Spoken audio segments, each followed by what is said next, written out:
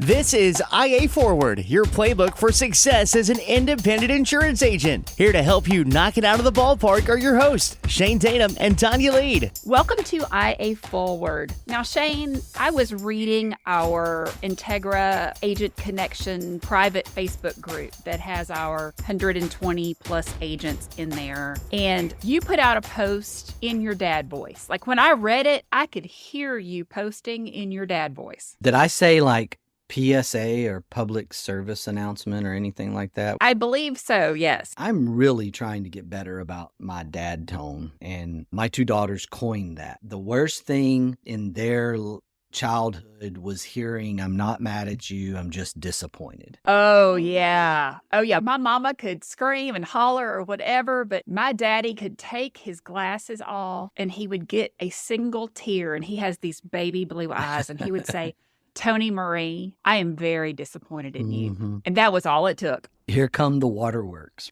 I didn't even really understand what I was doing until my girls got older, and now as adults, I understand more about it. But evidently, this voice still comes out. Leadership meetings at times, trying to make a point about something. I am that guy that when I am passionate about something, which is most things I talk about, I tend to get serious about trying to prove my point or persuade you to come to my side and say, this is how I see it. And I know that the post that you're referencing has a lot to do with market conditions and carrier relationships. And it was really centered around property. Property is our biggest struggle. Auto has some struggle. We're finding our way a little bit as an industry, as a channel around property. We're seeing some heavy property writers post some much better results coming out of 2023, fourth quarter. But property's still our thing. We've talked about it on this podcast over and over. We're still paying replacement cost value for a depreciating asset in a roof. And we're still doing some things that we still got to get our head around as an industry. But we can help contribute to the problem, or we can help solve the problem in our agencies by how we go about where we write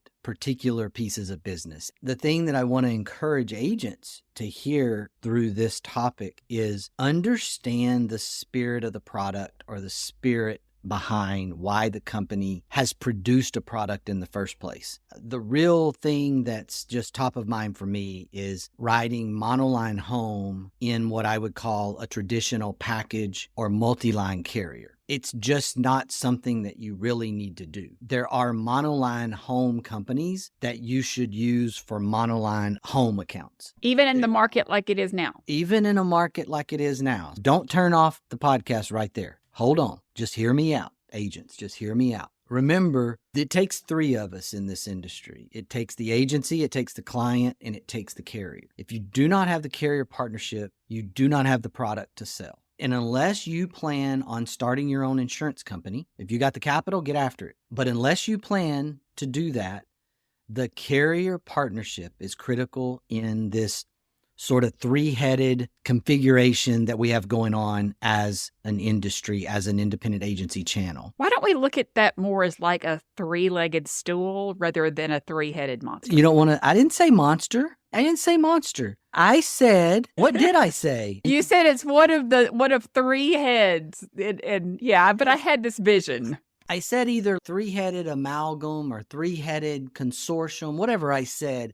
I specifically did not say monster. I'll go with three-legged stool. Fine. You take one of those legs off. That's actually the example I've heard before. Then you're going to crash and burn. So it's a better example. But when we look at this, we have a decreasing number in our channel, in our industry, really. We have a decreasing number of multi-line auto home insurance companies. There's a lot of specialty things going on. Specialty homeowners, specialty coastal, specialty auto. The number, due to acquisitions and time, and mainly acquisitions, there's less and less of those multi-line auto home carriers, and we need to take care of them. We need to help them as much as we need them to help us. And when they are having a property problem, when they are having a problem with profitability on rooftops, on property accounts, thinking residential here. This can apply to commercial in different ways, but I'm thinking personal lines, residential. We don't need to be writing our monoline home customers into those multi-line carriers, even though they're going to probably take it, but they're also watching your balance. They don't want you to get out of balance. They don't need you to get out of balance. They don't need the exposure beyond what their actuarial tables are able to price for. There's this whole other part of the world that agencies don't necessarily see, and it becomes really amplified around a hard market environment, of which we've been in for a solid 18 months. And we're going to be in it for a little while longer. But the better we do at helping our carriers, the faster we are able to come out of this cycle and get back to maybe a new normalcy, but maybe some normalcy that is not just so hair on fire type stuff. Let's get down to the nitty gritty. What are agents doing wrong? So some of the things I see, we talk about the monoline home. More than likely, you've got monoline home carriers that are truly monoline home carriers. And if you have a monoline home account, you're not going to get the auto. You don't have the auto. You don't have other accounts that you can package, bundle together. That's all you've got. You've got the monoline home. Then protect your multi-line carrier, in my opinion, and take that account to the monoline home companies that you have in your portfolio. That's one good strategy. The other thing that I see, and we're seeing this, the real estate industry is dealing with this, the consumers are dealing with this. We have this huge increase over the last 3 to 5 years in investor properties, investor-owned residential dwellings. These are truly investment vehicles that are coming into areas, neighborhoods, entire metro areas, and they're purchasing these homes and they're renting them, they're Airbnb-ing them, they're VRBO-ing them, they're doing all this stuff with it. And we have to understand that writing those properties in a multi-line carrier dwelling fire program was not the spirit of why that program was developed in the first place. Your Travelers and Hartfords, and probably even on the captive side, your Allstates and State Farms, they did not build their dwelling fire product to handle investor-owned properties. What they built those products for was for the accommodation of their current customers, like a supported piece of business. You and I, let's say that I'm going to invest and buy this home and fix it up, and I'm going to turn it into an investment property. I'm not a professional investor. I'm a side hustle investor. You're a dabbler. I'm a dabbler. Maybe I inherited a piece of property and I don't want to sell it, but I'm going to turn it into a rental property. Maybe I have one, maybe I have two, maybe I have 3 or 4, but I don't have 100. I don't have 20 or 25. There is the intent of the multi-line carrier dwelling fire program. It's to accommodate me because I have my auto and home with, say, Safeco or with Travelers or with Hartford. And I would love to just come back to my agent and say, hey, does my home carrier do dwelling fire? So that I can extend my liability over from my homeowners. I can really button this thing up as a consumer. And I have this piece of investment property. That's the intent. So what's happened to us unintentionally, I do not think this is an agent gaming situation. This is an unintentional consequence of the real estate market, this private equity, larger investment piece that's going on, siblings getting together and pooling some money into an LLC. This is that thing that then we're finding out that, well, that dwelling fire market that's part of our mainline company will write this piece of property in an LLC. They will take this account, so I'm just going to write it there. What you don't understand that you're doing is when the market cycle shifted, which it has, you're now making that multi-line carrier property heavy. You're out of whack. Your balance of your book of business is not actuarially sound. And you could have taken that dwelling fire business, that investor-owned property business, and you could have taken it down the path of the monoline rider, the specialty rider. You could have probably still written the account just fine, and you could have put the account into the right place. That's the thing that I want you to think about. What is the spirit of the product? What is the intent that the company has developed this product to do? And as good partners, I feel like we have a responsibility to honor the spirit of why that product has been built. Do agents know this? Do agents know the spirit of this? Or is this something that has gone awry somewhere? This is something that has come of age in the last decade with agents becoming agency owners and just not having the experience to understand that there's a hard market cycle that might happen. And then when it happened, we find ourselves upside down. I don't know that small to mid-sized agencies don't know this, but the issue is that they aren't thinking through that lens. They are thinking through the sales lens. They're thinking through I've got this mortgage partner that refers me business and they have hooked up with this investment-owned property group and they're sending me all these referrals and I'm trying to take care of those customers, and the salesperson hat dominates that conversation. My owner hat, it doesn't come into play with my sales hat until either I go through a bad experience or something happens that makes me go, okay, whoa, wait a minute. This might not be the best thing for my carrier partner. So I don't think there's anything manipulative. I don't think there's anything intentional. Agents that find themselves in this spot are getting to that spot unknowingly. It's the true definition of ignorance. You just don't know that the consequence might happen, that the consequence is out there. And I know that's why this is a great topic for right now. I know that this is a topic that'll get me into my dad voice because it's a learning opportunity. It's a learning curve. We don't lose, we learn. And I want you to be aware of that. I want you to have conversations with your carriers to make sure that if you have a heavy concentration of landlord-owned, investor-owned dwelling fire business in a auto home carrier, what does that mean? Is it okay? Are they okay with that? Do they see a problem with this? Do you need to pump the brakes here and go a different direction and find a different carrier that can handle that business? Because there's a huge overarching theme here of we need to be about placing the right business with the right carriers. For our newer agency owners, they are going into this with a sales mindset. I get that. They're wanting to do what's best for their customer. How do we learn as new agency owners what's best for our carrier partners to start to balance that out? A little bit of shameless promotion here. This is why I love agency networks. There's a lot of education that goes on when you join an agency network and you're starting up a new independent agency. Maybe you're from a captive side. Maybe you're a producer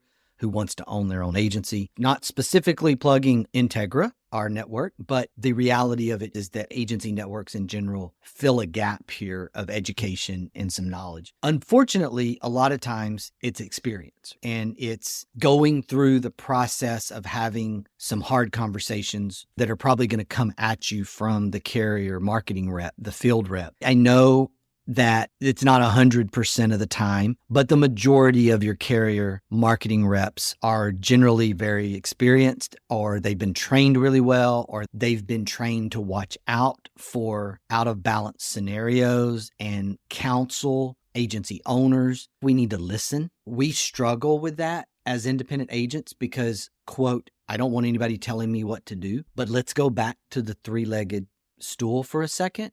It's not that they're always telling you what to do. They're not a captive agency district manager, field manager, sales director. They're technically not telling you what you have to do with your agency. What they're telling you is what you have to do with their product. And they own the product. So don't take that as they're telling me what to do. I don't like them telling me what to do. No, they're telling you the intent of their product. They're telling you that if you want to keep selling their product representing their company, which you do not have to do, by the way, because you're an independent agency. If you're going to do that, then you have to do a couple of things that are intended for that company. I do want to say one thing, because we do have some states out there that have legislation, regulatory situations about tie-in. And it's a very gray, blurry line about you can't force a customer to write auto and home with the same company. There is that regulation, and check your state and understand what your regulations are. And yes, carriers toe the line. They know which states have that scenario.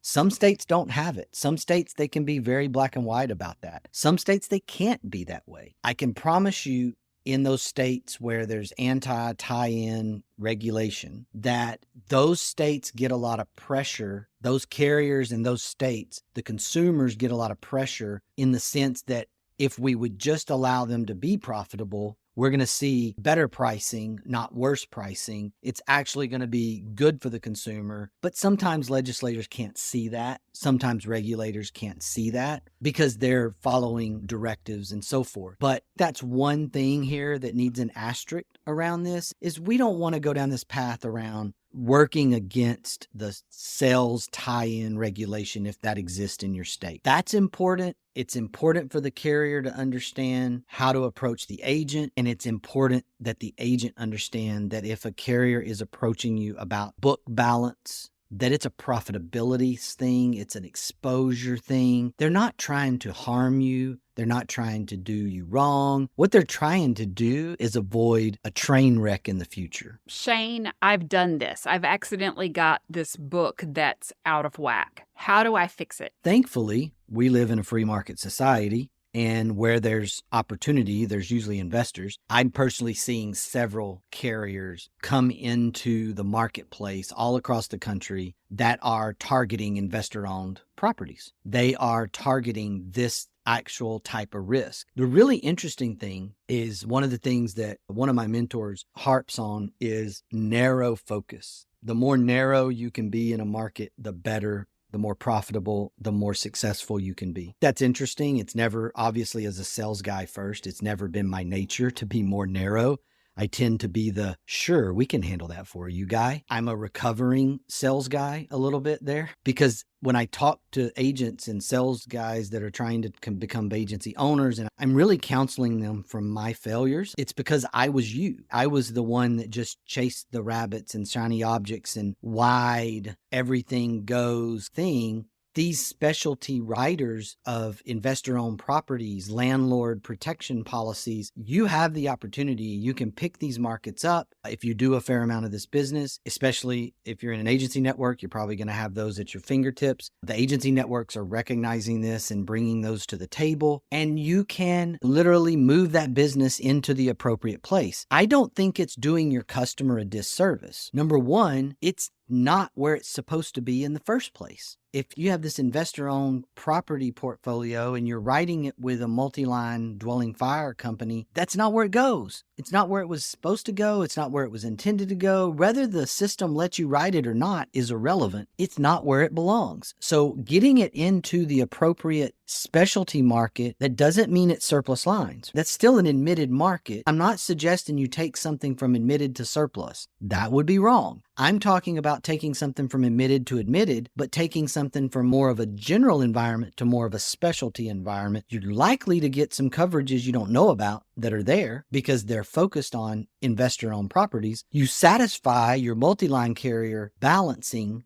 need, and you get to keep the customer, and you put the customer in the more appropriate place. To me, that's it. Now, it's going to take a little work because you've uh-oh'd. Where are we? What are we doing? I don't need to have this. So you're going to have to remarket that book into the appropriate place. But you don't have to take away your intended dwelling fire business, your accommodation business for your auto home customers. Leave it alone. That's what it's intended for. I'm talking about investor-owned properties. I'm talking about the dwelling fire business. Where it should go is to an investor-owned specialty company. What's a timeline on fixing a book that's upside down? That is dependent on resources. If you're a solopreneur, honestly, it's going to take you a year, more than likely, unless you have some time to carve out for this project. It becomes a major project. It becomes a major communication piece to customers. It is what it is on that. If you have the resources, you have a little bit more staff than that, you can dedicate an account manager to take on this project. I'm not so sure you can't get that done in about 90 days. Depends on the size of the book. There's a difference between 100 of these policies and 500 of these policies on your books. We're also talking about just those policies, those accounts that are in those multi-line carriers. I'm not telling you to move your dwelling fire business that's in a foremost where they want that business. I'm talking about the Safecos, the Travelers, the Hartfords, where they really don't want that business, but they didn't necessarily do a great job of underwriting it coming in the front door. Their system allowed it to work and happen. I'm talking about moving that. So Really, when you break it down, all it's going to be based on and how long it's going to take you is going to be a volume and resource question. Can this be done in a positive way? In other words, I'm so excited that we have brought on board some specific carriers, that this is what they specialize in, and that kind of thing, as opposed to it being this negative thought of, we've got to move it because we did it wrong. You're such a marketer.